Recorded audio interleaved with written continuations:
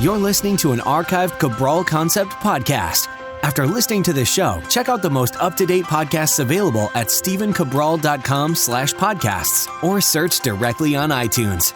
And now, welcome to the Cabral Concept, where board-certified naturopath and integrative health practitioner Dr. Stephen Cabral shares how he was diagnosed at the age of 17 with a life-altering illness and given no hope for recovery. It was only after studying and traveling all over the world did he discover how to combine ancient Ayurvedic healing practices with state-of-the-art naturopathic and functional medicine to fully rebalance the body and re-energize it with life. It's time to discover how to get well, lose weight, and finally feel alive again. And now, here's your host, Dr. Stephen Cabral. And I'm excited to get started this week, and especially with this Mindset and Motivation Monday. And that's because I see just far too many people, not only in my practice, but just in everyday life. I love to observe people, I love to watch people.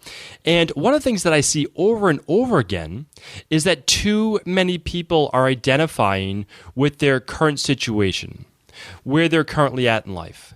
They actually decide that that is who they are, meaning like they are the specific diet they're doing, they are the specific workout they're doing, they are the specific disease that they have.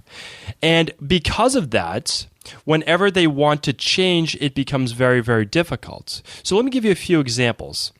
What I want to tell you, though, is this first, that you are not your diet, you are not your workout, you are not your disease. Okay. Even more specifically, you are not a person who is genetically predisposed to having to do this. You are not a CrossFit or nothing person. You do not just have Hashimoto's. So look at those things, because here's the things that I hear. Here's the things that I observe, and you may see them too.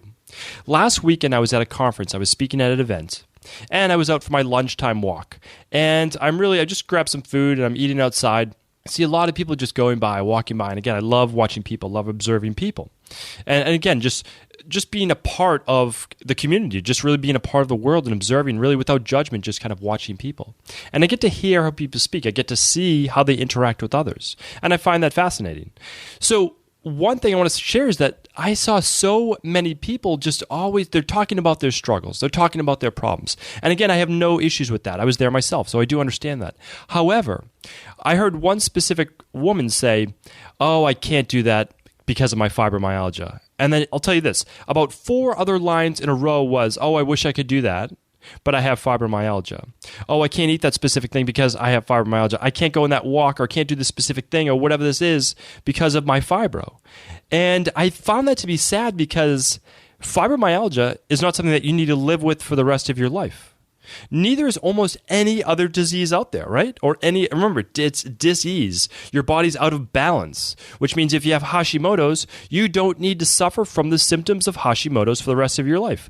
Same goes with rheumatoid arthritis. Same goes with psoriasis, eczema, sarcoidosis, lupus. Name the disease, and I will tell you and show you someone who has recovered from it.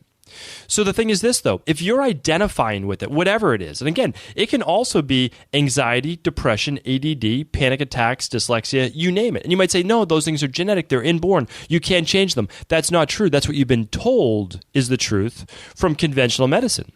But all you have to do is a simple Google search, and you will find people who have overcome exactly with what you're struggling with right now. So if there's one other person in the world who's overcome it, that means there's hope for you too, because remember, as humans, we have the same inner makings. Yes, there are certain things within our genetics which leave us predisposed to things. I'm not denying that. I've run my genetics. I know exactly what I'm predisposed to. And my genetics are not fantastic, I have to tell you. But I know now with those not so fantastic genetics that I'm more prone to inflammatory-based diseases. I'm more prone to certain autoimmune-based issues. I'm more prone to higher cholesterol, higher LDL, lower HDL. I know what I'm, more susceptible to.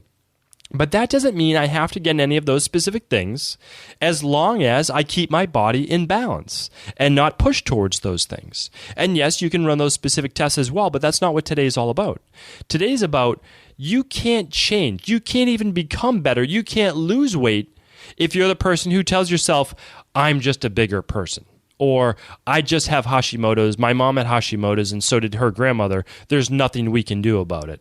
And that's just not true. That means, yes, everyone in your family on your, let's just say the female side, is more susceptible to getting Hashimoto's. But that doesn't mean that you have to unlock that genetic code, which then allows for the expression of Hashimoto's. May you always be susceptible to it? Sure, I'm not denying that. But that doesn't mean you have to have any of the symptoms of it. Now, call it remission if you'd like. I would call remission you don't have it, right? And so I work with many people with rheumatoid arthritis. And when you don't have any symptoms of rheumatoid arthritis and all your numbers look good, you could certainly say it's in remission, but I could also say you don't have it anymore. Where is it? It's gone. It's not there. Could you be, again, more susceptible in the future? Yes. But you've probably done the things to make sure that it's corrected, meaning like you fixed your intestinal permeability or your leaky gut, meaning like you don't have as many proteins coming into your bloodstream, so your immune system isn't as active, right? Those bacteria aren't moving into the different cells. And you could do this with every single thing. But what I also want to get into is not just disease-based or maybe weight-based, but it's also identifying with certain things and that becoming your identity. You are whoever you want to be, meaning like at any point in time, you can change your mind and decide to become someone or something else. And we know this because you, for the most part, yes, there is the nature and there is the nurture part, meaning like your family in your condition as a child wired your brain in certain ways, but you can also overcome that. So what I'm trying to say is this, that we are all a product, we're a sum of all the different things in our life that's essentially created us, and that a big part of that is mindset. But until you're willing to change that mindset, until you're willing to even tell yourself that I'm someone who can get a better job, or I'm someone who's worthy of that, or I'm someone who doesn't have to live with fibromyalgia, to go back to my original example. Like that woman will never get rid of fibromyalgia as long as she identifies with it. And that's because it's a part of who she is. When she's out during the day and she's with friends, she's talking about her fibromyalgia. It's a part of her identity. And a lot of people aren't willing to lose that. Meaning like literally that's, what else would they have to talk about if they didn't talk about their fibromyalgia? Or, fill in the blank, right? Like that is kind of like our conversation. I hear too many people, especially in my parents' age, when they go out, they talk about their next doctor's appointment. They talk about what's wrong with them. They talk about all of their ailments, all of their suffering, all of these different things. And it's like, if that's what you're talking about all the time, you're going to get more of that. And I'm really passionate about the subject because I know that people have the ability to change. I see it every day in my practice. Yet if you identify with the thing that you're trying to change, you will never change. It is impossible. Your brain is hardwiring more of that. Every day you're talking about how you have it. How would you overcome something that you identify with that's already a part of you? You're going to feel the joint pain, the inflammation, because your brain actually affects your psychology. Your brain is attached to a spinal cord, and that spinal cord has nerves coming off of it. And those nerves tell your body what to do. I mean, like, this is straight ANS-based system. This is your autonomic nervous system. It stimulates the sympathetic nervous system or the parasympathetic nervous system. It tells your body what to do. This is real science. And we know this now. Now, is it talked about a lot? No, of course it's not talked about a lot. But it's certainly taught in medical school. That's for sure. It just has nothing to do necessarily with a pharmaceutical-based conventional medicine society. This is too much information to really talk with people about during a 15-minute appointment, right? I mean, this gets into psychology. This gets into therapy. This gets into natural medicine. This gets into cleaning up your gut. This gets into calming your adrenal glands and your central nervous system, basically your central nervous system, right? So this is much deeper than just looking at a specific disease and trying to match it up with a pill to modulate or moderate and suppress those symptoms. So what I want to leave you with is this, that whatever you're suffering with right now, whether it be mental or physical, that it can be changed. You most likely haven't had this thing for your whole life. That means at some point, your body did not have it. And that means it is possible to also not have it again in the future. But before that happens, before you rid yourself of whatever it is that you're suffering from, you first have to tell yourself and believe that you don't need to have that thing in your life.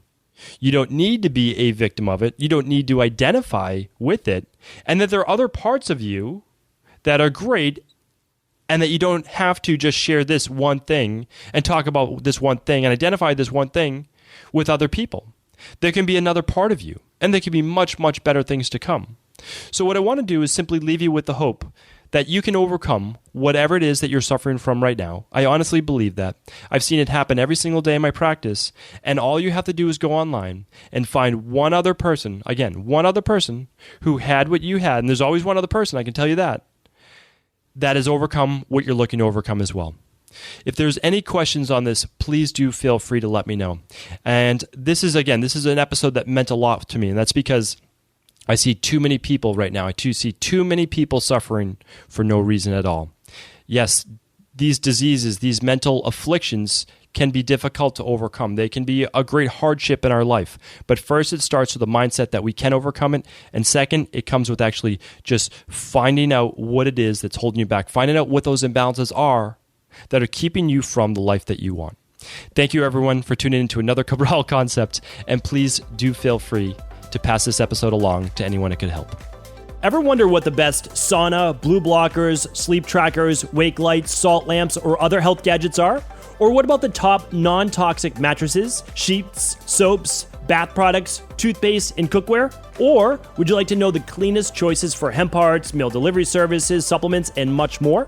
I personally curated, researched, and now created a resource page of all of my top picks that continues to grow each week. These are the exact products I use in my own life, with my family, in my private practice, and they're the ones I trust. To find out all of my up-to-date recommendations and all the details, simply head on over to stephencabral.com/resources.